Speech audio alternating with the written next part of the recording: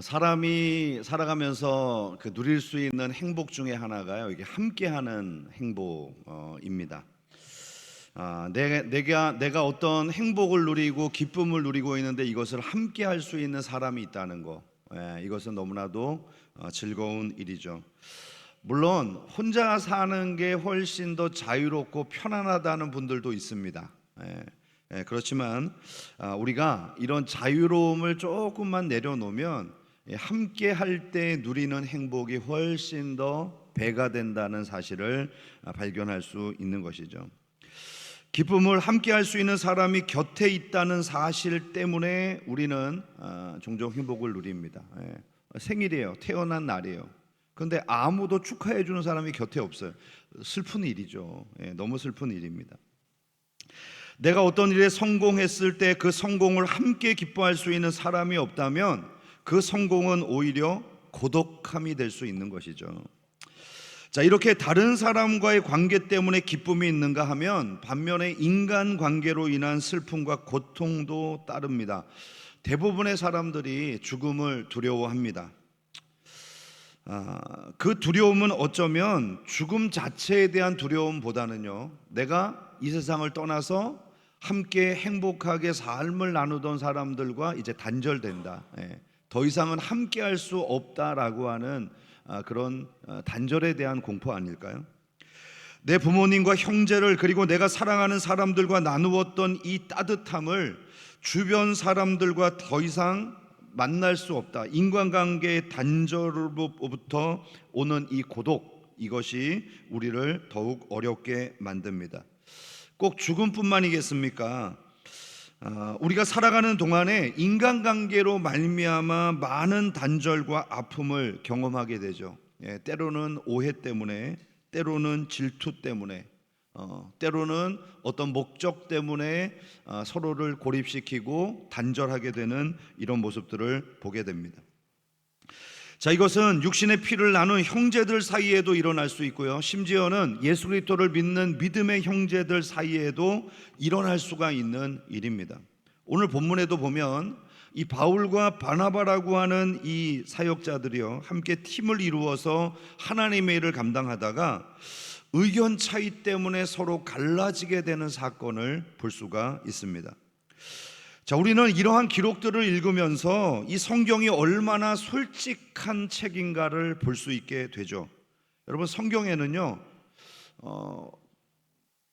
숨겨놓음이 없이 아주 적나라하게 모든 사실들을 드러내는 이야기들이 많습니다. 예를 들면 믿음의 조상 아브라함, 이 사람이 믿음의 조상이잖아요. 그러면 믿음에 있어서는 완벽하고 모범이 되어야 되는데 믿음의 연약함을 가지고 결정했던 일들을 종종 봅니다. 온유함이 지면에서 가장 뛰어났다고 칭찬받았던 모세가요, 막 분노를 하고요, 하나님의 마음에 합하다고 했던 그 다윗, 그 선한 사람이 간음죄를 저지르고 살인죄를 저지르는 그런 범죄 현장을 볼 수 있고요, 세상에서 가장 지혜롭다고 칭찬받았던 솔로몬이 얼마나 어리석은 인생을 살았는가를 우리는 성경을 통해서 보게 되는 것이죠.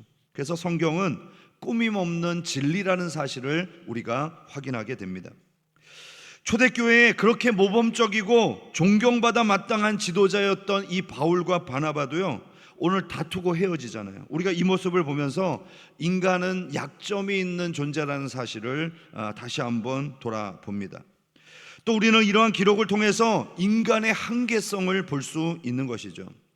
바울과 바나바도 우리와 똑같이 연약한 인생이었던 것이죠. 그렇기 때문에 우리는 완벽함으로 하나님께 영광 돌리는 것이 아니라 우리 다 연약하니까 연약함 중에도 하나님께 영광을 돌릴 수 있는 것입니다.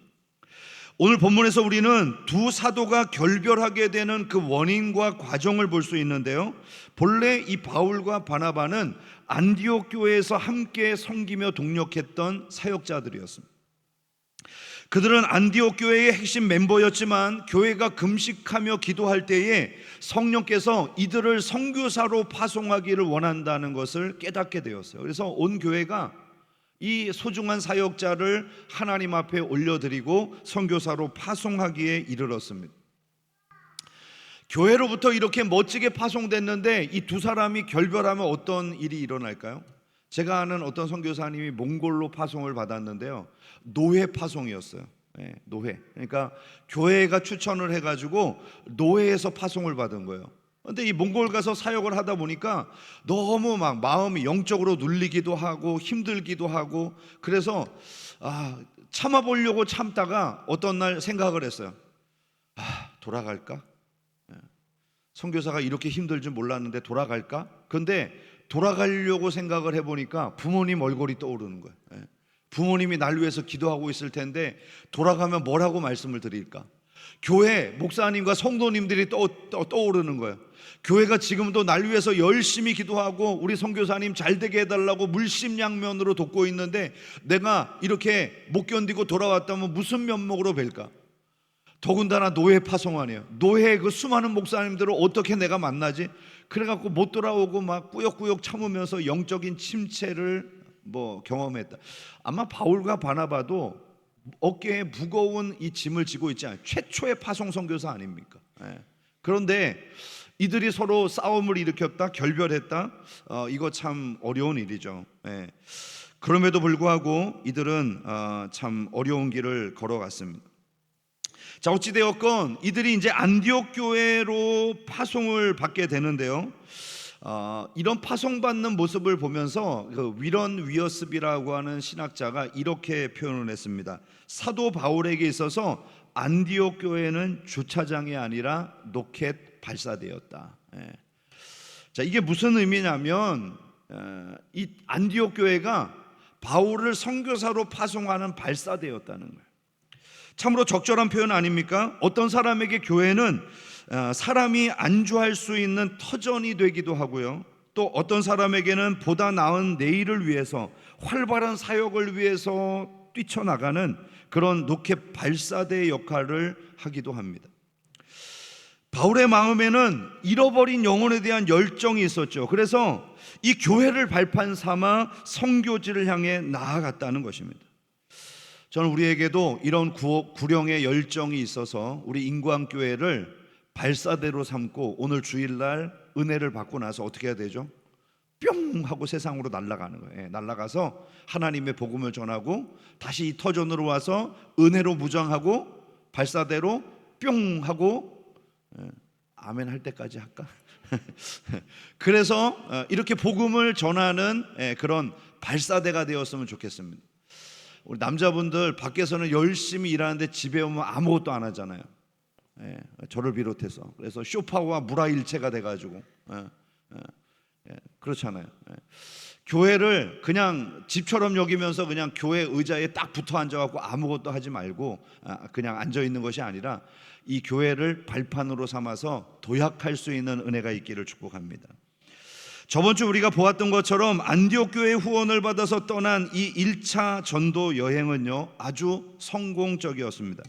이들의 사역으로 인해서 선교지 곳곳에 교회가 세워지게 되었고요, 예루살렘 교회를 중심으로 해서 바로 이 이방 선교에 대해서 눈을 뜨기 시작한 거예요. 자, 그래서 사도행전 15장 1절에서 35절의 내용을 보면요, 이들이 이방인 개종자들에 대해서 어떻게 할 것인가를 결정하는 회의를 열어요. 자, 복음으로 이방인들이 구원을 받은 거예요. 그러면 이들을 어떻게 보아야 될 것인가? 그리고 이들을 우리가 성도로 받아들인다면 우리는 율법을 지키는 유대인인데 이들은 율법 밖에 있는 사람들이니까 어떤 결정을 하는 것이 좋을까? 이런 내용들의 공의회가 열리게 됩니다. 자, 이것은 1차 전도여행이 얼마나 성공적이어서 사람들의 관심을 끌었는가, 그리고 이방인 개종자들도 이제 예루살렘 교회로부터 공식적으로 성도로 인정을 받았다는 것을 의미하는 것이죠. 예루살렘 교회는 이방 그리스도인들이 그들의 문화를 그대로 유지하면서 하나님을 섬길 수 있는 아주 진취적인 결정을 했습니다. 자, 그러나 이방 선교가 이렇게 공식적으로 인정되었음에도 불구하고 2차 전도 여행을 출발하는 이 과정은 순탄하지 않았던 것이죠. 자, 그것은 외부적인 어떤 어려움의 요인이 아니라 팀을 준비하고 있는 바울과 바나바의 내부적인 상황에서 발생한 것입니다. 36절에서 38절 보실까요? 며칠 후에 바울이 바나바더로 말하되 우리가 주의 말씀을 전할 각 성으로 다시 가서 형제들이 어떠한가 방문하자 하고, 바나바는 마가라 하는 요한도 데리고 가자 하나 바울은 밤빌리아에서 자기들을 떠나 함께 일하러 가지 아니한 자를 데리고 가는 것이 옳지 않다 하여. 자, 이 위대한 두 사도가 서로 싸우고 갈라서게 된 것은 대부분 우리가 싸우는 경우처럼 큰 일이다, 사소한 일이다? 사소한 일, 별거 아닌 거. 예. 자, 1차 선교 보고를 성공적으로 마치고 안디옥 교회로 돌아온 바울이요, 바나바에게 2차 선교 여행을 가자고 이제 제안을 하는 거예요. 그런데 그들은 마가라 하는 요한을 선교팀에 합류시킬 것인가에 대해서 이견이 있었던 거죠. 바울은 이 사람을 데리고 가지 말자고 주장을 했고, 바나바는 데리고 가자는 주장을 했습니다. 우리가 너무 잘 알고 있는 것처럼 위기는 항상 성공을 거둔 직후에 다가온다. 잘 되고 있는 바로 직후에 위기가 머리를 든다는 것입니다. 지금 이방 선교가 많은 사람들의 관심을 불러일으켜서 탄력을 받고 있을 그 시점에 정작 사역의 중심에 서 있는 이 두 사도는 의견 대립으로 갈라설 위기에 놓이게 된 것이죠. 그러면 이들은 왜 마가 요한의 문제로 의견이 달랐을까요? 자, 그것은 1차 전도 여행에서 이 마가가 보였던 행동 때문입니다. 좀 앞으로 가서요, 사도행전 13장 13절에 보면 바울과 및 동행하는 사람들이 바보에서 배 타고 밤빌리아에 있는 버가에 이르니 요한은 그들을 떠나 예루살렘으로 돌아가고. 자, 여기에서 요한이라는 인물이 바로 마가 요한인데요, 이 마가 요한은 1차 선교여행 당시에 팀을 무단 이탈한 전적이 있습니다. 자, 그 이유에 대해서는 명확하게 나오지 않지만 선교 여행이 이 마가가 생각했던 것과는 전혀 다른 환경이었던 거죠. 여행 가자 그랬더니 이게 웬일입니까? 가서 가는 곳곳마다 대적자들이 생겨나고요, 영적으로 참 힘들고 못 먹기도 하고 여행에 위험을 당하기도 하고, 그래서 이 바보라고 하는 섬에 가서 선교 여행을 며칠 동안 하다가 이 마가가 이제 소아시아 지역으로 배 타고 넘어 섬을 탈출하자마자 예루살렘으로 가버렸어. 나 못하겠어요 그러고 무단 이탈해버린 거예요. 자, 이것은 그의 연약함을 보여주는 행위였습니다. 사역은 매우 중요하고 또한 철저한 사명감을 가진 사람들이 감당해야 하는 것이죠. 책임감이 부족한 사람에게 사명을 맡기는 것은 위험한 일입니다. 바울은 마가 요한의 과거 전적을 보면서 그를 데리고 가는 것은 선교 여행에 있어서 오히려 도움이 되기보다는 해가 될 것이라는 판단을 했습니다. 반대로 바나바는 마가의 가능성을 보고 한 번 더 기회를 주자는 것이죠. 자, 그러면 누구의 주장이 오를까요? 자, 바울 편 드시고 싶은 분 손 들어보세요. 바울 편이 없어요? 바나바 편을 들고 싶으신 분 손 들어보세요. 야, 우리는 바나바 판에 몇 분들이, 나머지 안 드신 분은 뭐예요? 이 목사가 선택해 주는 대로 따라오실래요? 그럼 고개 끄덕끄덕 거려보세요.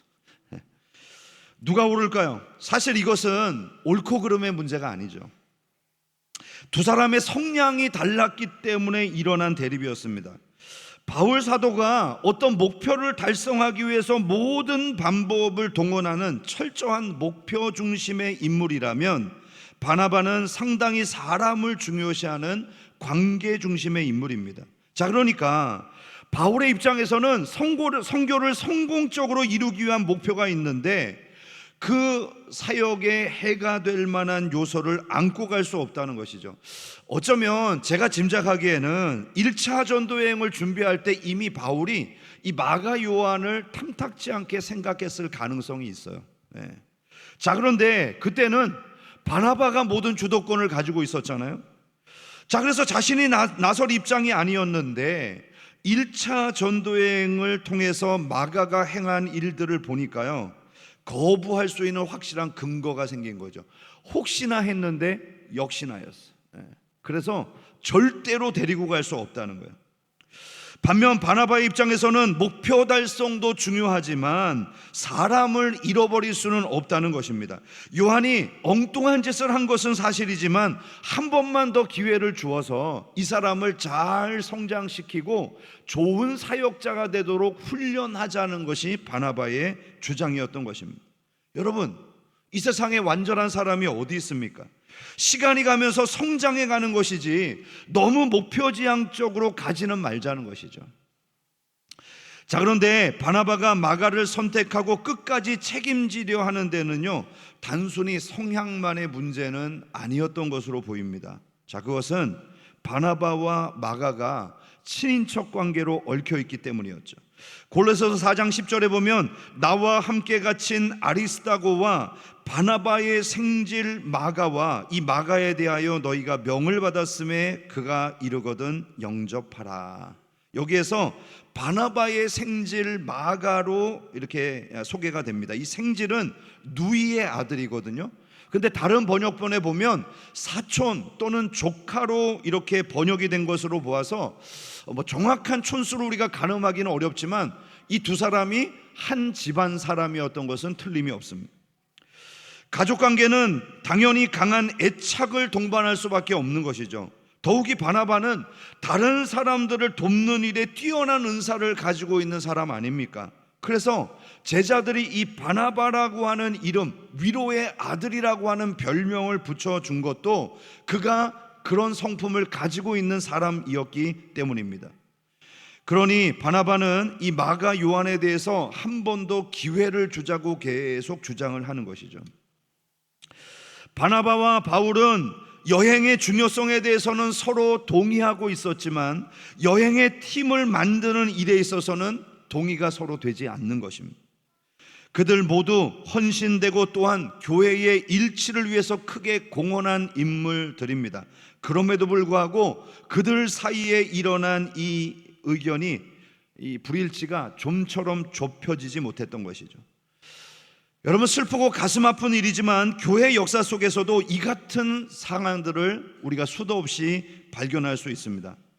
한마음으로 모든 사람들이 협력하면 더할 나위 없이 좋겠지만 우리는 종종 의견의 대립을 피하지 못합니다.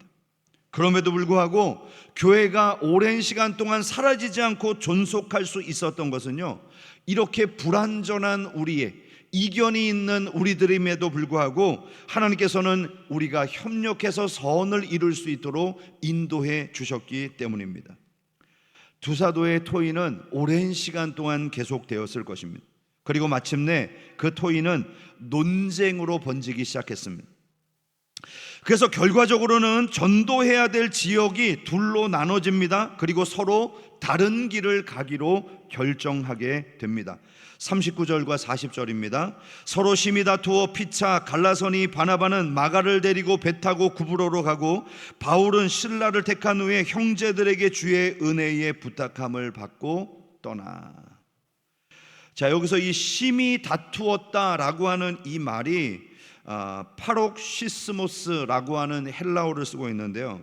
자, 이 말의 의미가 뭐냐면 격심한 불화, 격렬한 자극, 첨예한 불일치, 매우 흥분한 공격의 의미를 담고 있습니다. 그러니까 의견의 대립을 넘어서서 격렬한 다툼이 일어났다는 것을 이 단어를 통해서 보게 되죠.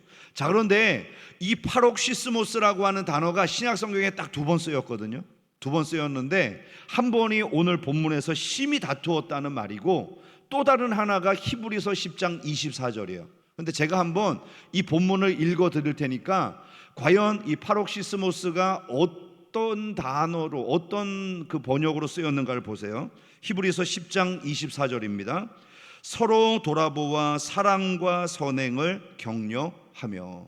자, 여기에서 파록시스모스가 뭘까요? 돌아보는 걸까요? 사랑일까요? 선행일까요? 격려일까요? 무슨 단어일까요? 제 얼굴을 쳐다보면 답이 제가 얘기를 해줘야 되는군요. 격려예요. 이게 너무 이상하지 않습니까? 심히 다투었다와 격려라고 하는 단어가 똑같은 단어를 쓰고 있어요. 제가 이걸 보면서 그런 생각을 했어요. 다툼과 격려는 한 끗 차이다. 정말 한 끗 차이입니다.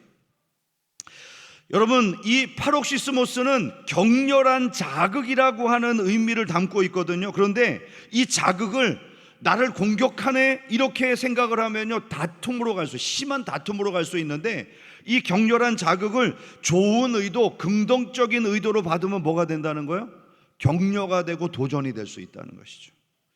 그러므로 여러분, 우리가 자극을 어떻게 받느냐가 중요하겠죠. 그렇죠? 남이 나에게 상처를 줘도 내가 그 상처 안 받으면 되잖아요. 주는데 안 받으면 되잖아요. 그죠? 남이 나쁜 의도로 나를 빗가도 내가 그거를 도전으로 긍정적인 마인드로 받으면 되지 않습니까? 저는 여러분의 마음이 강하고 담대하셔서 어떤 자극이 우리에게 다가오든지 그것을 긍정적인 자극으로 승화시킬 수 있는 은혜가 있기를 축복합니다. 결국에 의견 차이를 좁히지 못한 두 사도는 결별을 결정합니다. 바나바는 마가를 데리고 그의 고향이었던 구브로 섬으로 갔고요, 바울은 신라를 택하여 수리아와 길리기아로 갔습니다. 바울도 고향으로 갔어요. 역시 고향이 좋은가 봅니다. 그래서 이 두 팀이 그렇게 나눠지게 됩니다. 과연 누가 더 옳은 결정을 한 것일까요? 저는요, 별반 차이가 없다고 생각합니다. 어쩌면 둘 다 옳았을 수도 있고요, 어쩌면 둘 다 틀렸을 수도 있습니다. 자, 그러면 이렇게 문제의 핵심에 서 있었던 마가 요한, 이 사람은 어떻게 됐을까요? 여러분, 우리는 마가가 결과적으로 성공적인 사역자가 되었다는 사실을 알 수 있습니다. 복음서 중에 무슨 복음서 있죠? 마가복음 있잖아요. 가장 최초로 쓰여진 복음서, 그게 이 마가 요한에 의해서 쓰여졌습니다. 자, 그리고 나중에 이 사람이 성숙해서 하나님 앞에 유익한 사역자가 되는데, 바울도 이 마가를 나중에는 사랑하고 인정하게 돼요. 디모데후서 4장 11절, 누가만 나와 함께 있느니라, 내가 올 때에 마가를 데리고 오라, 그가 나의 일에 유익하니라. 무익했던 그가 유익한 사람이 되었어요. 빌레몬서 23절과 24절에도 이렇게 말합니다. 그리스도 예수 안에서 나와 함께 갇힌 자 에바브로와 또한 나의 동력자 마가, 아리스타고, 데마, 누가가 문안하느니라. 그러니까 바울이 옥에 갇혀 있는 그 시간에 함께 바울과 동력하며 사역을 했던 사람 중에 하나가 마가였다, 이렇게 표현하고 있고요, 바울은 그를 동력자라고 소개합니다. 그럼 우리는 바나바와 바울의 대립을 어떻게 보아야 할까요? 교회 안에서 참으로 경건하고 열심히 있는 사람들 가운데 서로 의견이 맞지 않아서 어려움을 끼치는 경우들이 있습니다. 참 슬픈 일이지만 우리는 그것을 받아들일 수밖에 없는 것이죠. 우리에게 믿음이 있다면 우리는 하나 될 수밖에 없습니다. 그러나 이런 이상적인 일은 우리의 삶에 그렇게 매번마다 일어나지 않아요. 우리는 서로 다른 관점을 가지고 있기 때문입니다. 제가 아는 후배 선교사님이 있는데요, 이 선교사님이 이제 어떤 교회에 파송을 받았습니다. 그래서 이제 저하고 이렇게 교제하는 목사님 중에 그 교회 부교육자 출신이 있었거든요. 그런데 이 선교사님이 이제 그 교회 파송을 받게 된 비하인드 스토리를 얘기를 하는데요, 그 교회에 두 분 장로님이 있었어요. 그런데 이 두 분 장로님이 늘 사이가 안 좋아갖고 막 싸우는 거예요. 의견 대립을 갖는 거예요. 그런데 그 장로님의 아들과 딸이 사랑에 빠졌어요. 로미오와 줄리엣이죠. 더군다나 이 그 장로님의 아들은 키도 크고 잘생겼어요. 그리고 장로님의 딸은 키도 작고 좀 얼굴도 못생기고 심지어 연상이야. 근데 둘이 사랑한대. 그러니까 이 집안이 얼마나 반대를 했겠어요. 그런데 사모님은 성품이 너무 좋고 장로님 아들은 너무 사람이 괜찮아. 그래서 이 두 사람이 사랑을 포기하지 않으니까 뭐 자식 이기는 부모가 없다고 결혼을 허락했습니다. 이제 사돈이 됐네. 어떻게 해야 될까요? 그 다음부터는 이 두 분이 죽고 못 사는 사이가 됐어요. 왼수에서 결혼으로. 그래서 이 아들 부부가 선교사로 나간다고 할 때 이 두 분이 마음을 합해서 함께 후원을 하기로 했고, 교회는 적극적으로 이 선교사님을 밀어주기로 했습니다. 이 선교사님이 이 설교 영상을 안 봐야 되는데, 그런 일들도 있어요. 그러니까 하나님의 뜻은 불일치에서 일치로 만들어 주시는 은혜도 있는 것 같아요. 그래서 우리는 이런 어려움이 있을 때마다 여러분 하나님의 지혜를 구해야 합니다. 바울은 사람을 볼 때 이 사람은 하나님을 위해서 무슨 일을 할 수 있을까 목적 지향으로 보는 사람이었어요. 반면에 바나바는 사람을 볼 때 하나님은 이 사람을 위하여 무슨 일을 하실까, 이 사람의 성품과 가능성을 중시하는 사람이었습니다. 우리 주님의 일을 위해서 이 두 가지 질문은 다 필요하죠. 하지만 이 일의 균형을 이루는 것은 매우 어려운 일입니다. 그래서 제일 좋은 것은 의견의 대립이 일어나지 않는 것이 좋겠지만 어쩔 수 없이 충돌이 일어날 때는요, 무엇이 하나님 나라에 유익한가를 기도하며 지혜를 구해야 하는 것입니다. 그리고 우리가 할 수 있는 최선의 일을 선택하고 지속해야 하는 것이죠. 결론적으로 하나님께서는 바울과 바나바의 결별을 허락하셨어요. 하지만 하나님의 일은 이 두 사역자를 통해서 지속이 되고 있습니다. 그래서 결과적으로 이제 한 팀이 아니라 두 팀이 선교를 하게 되는 그런 결과가 오게 된 것입니다. 만약 하나님께서 완전한 사람을 찾아서 일을 시키시려고 하면요, 하나님은 아무 일도 못 하실 거예요. 왜냐하면 이 세상에 완전한 사람이 어디 있어요. 그러니까 그런 사람 나타날 때까지 기다리시려고 한다면 아무 일도 못 하시고 한 100년에 한 건 정도 하실까? 나타날까 말까잖아요. 그래서 하나님은 언제나 연약한 우리를 통해서 하나님 자신의 위대하심을 드러내고 당신의 뜻을 이루어 가시는 것입니다. 그리고 우리의 이 제한됨과 온전하지 못함은 오히려 위대하신 하나님만을 전적으로 의존하게 되는 요소가 되죠.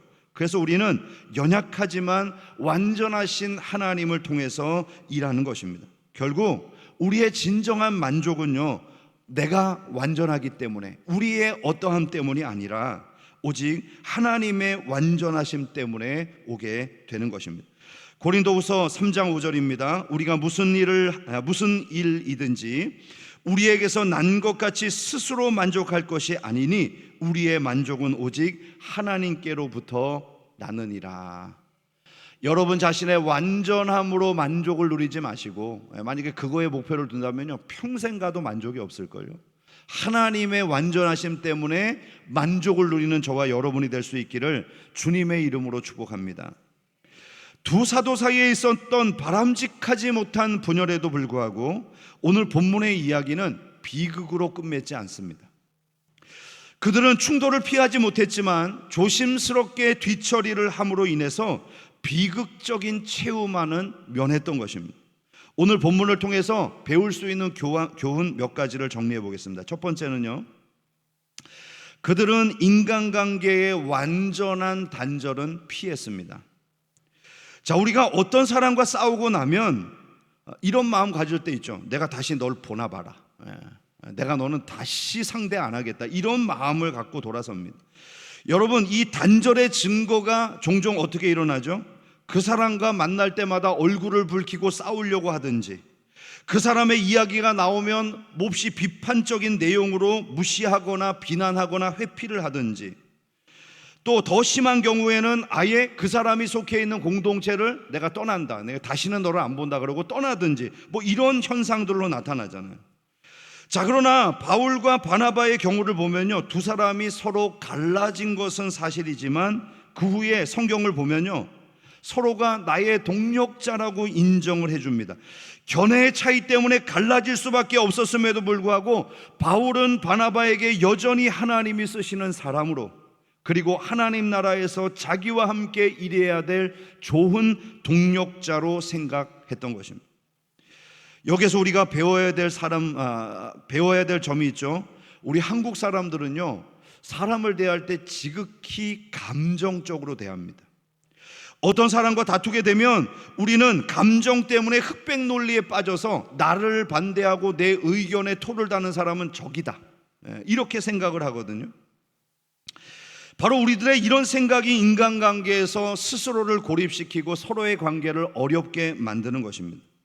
바울과 바나바가 의견이 달랐던 것은 사실이지만 그들은 서로 하나님 나라를 위해서 존재해야 될 친구요, 동지요, 동력자로 인정했습니다. 자, 이것이 비극적인 최후를 맞지 않도록 했던 것입니다. 저는 이것이 우리 그리스도인이 가져야 할 용납의 자세라고 생각합니다. 우리는 용납이라고 하는 단어를 생각할 때 무조건 참고 받아들이고 수용하는 태도라고 생각하는데요, 그러나 진정한 용납은 나와 다른 사람을 비난하지 않고 동력자로 인정해 주는 거예요. 고린도서 3장 13절입니다. 누가 누구에게 불만이 있거든 서로 용납하여 피차 용서하되 주께서 너희를 용서하신 것 같이 너희도 그리하라고 말씀합니다. 자, 두 번째로 그들은 공동의 목표를 훼손하지 않았습니다. 자, 39절과 41절 말씀을 다시 한번 볼까요?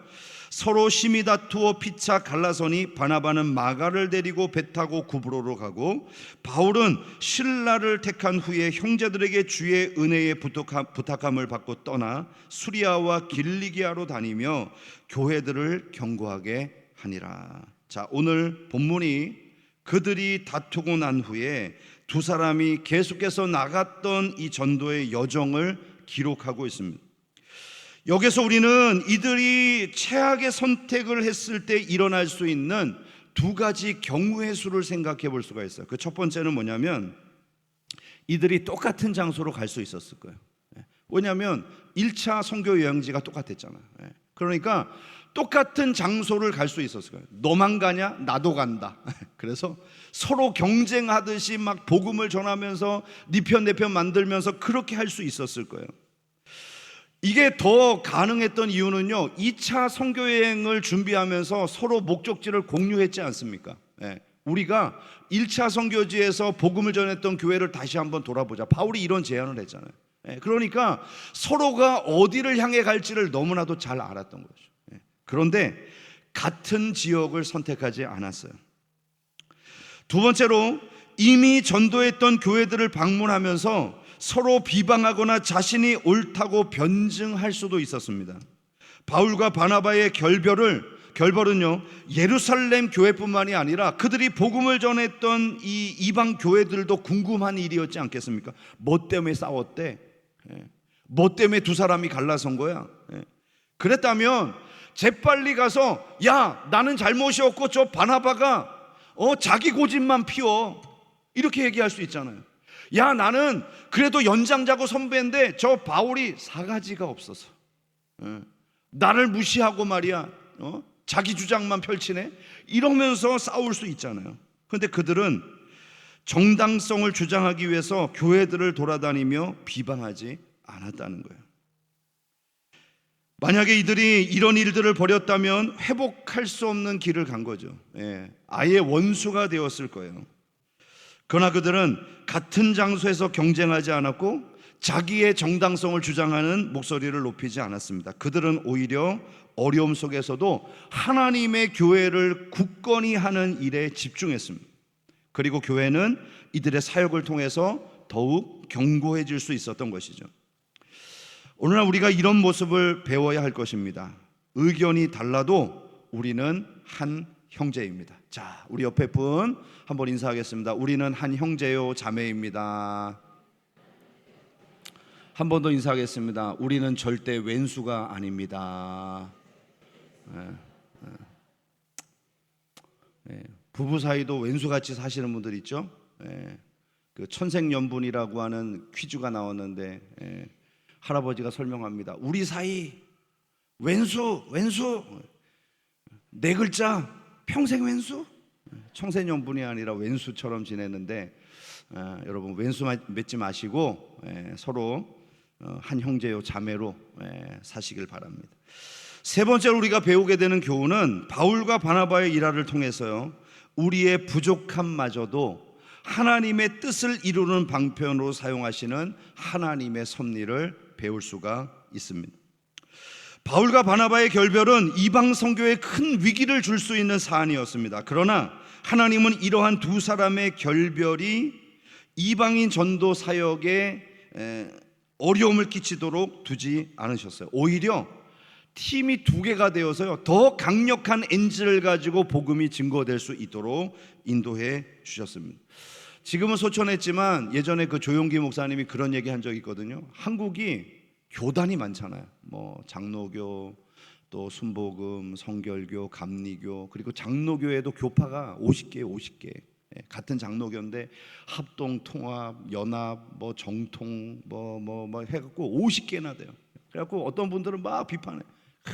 한국 사람들은 하나 되지 못하고 매일마다 분열한다고, 서로 각자 얘기를 간다고. 근데 조용기 목사 이런 얘기를 했어요. 얼마나 좋냐, 많이 나눠지니까 얼마나 전도가 잘 되냐. 자기 입맛 되는 대로 가면 돼. 말씀 좋아하는 사람들은 장로교회 오면 되고, 또 열심히 또 막 주여 부르짖고 은사 찾는 데는 순복음 가면 되고, 또 사회적으로 열심히 뭐 어떤 일을 하는 데는 감리교나 성결교 가면 되고, 자기 입맛대로 다니면 되지 않냐. 이 긍정적으로 보는 마인드 필요한 것이죠.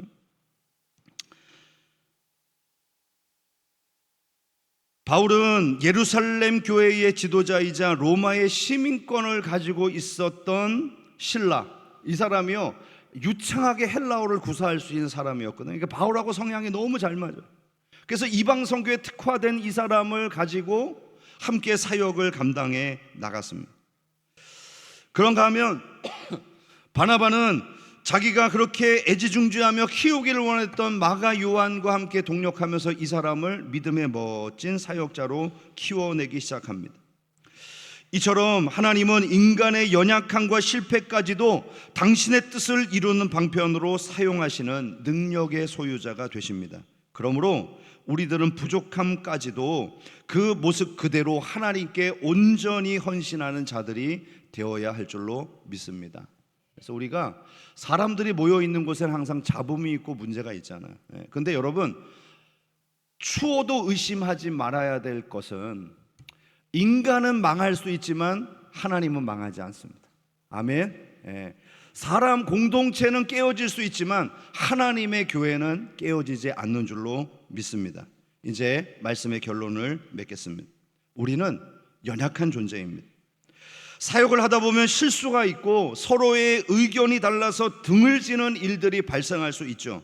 그러나 이런 상황에서도 우리가 잊지 말아야 될 것은 하나님께서 우리의 연약함에도 불구하고 여전히 위대하시다는 거예요. 오늘 우리가 존경하고 사랑하는 바울과 같은 사도도 때로는 혈기를 부리고 때로는 연약함 때문에 때로는 잘못된 판단으로 실수하기도 했습니다. 아니, 모든 믿음의 선진들은 위대한 믿음 뒤에 인간의 연약한 모습을 다 가지고 있었어요.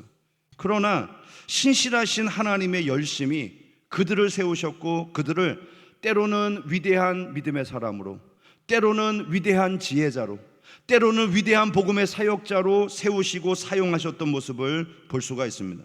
그러므로 오늘 이 자리에 있는 우리 사랑하는 형제 자매 여러분, 나 자신의 연약함 때문에 위축되지 마시고 그 연약함 가운데 어떻게 영광 돌릴 수 있을 것인가, 우리를 사용하시는 그 하나님께 집중하며 영광을 위해서 살아가는 우리 모두가 되기를 축복합니다. 나는 부족하지만 하나님께서는 부족한 나를 통해서 일하시는 위대한 분임을 기억하며 어떻게 연약한 나를 통해서 그 위대하신 하나님을 드러낼까? 하나님은 실수하거나 손해보시는 분이 아니시기 때문에 나를 통해서 반드시 일하실 것이라는 믿음을 가지고 오늘 하나님의 영광을 위해서 살아가는 저와 여러분이 될 수 있기를 주님의 이름으로 축원합니다.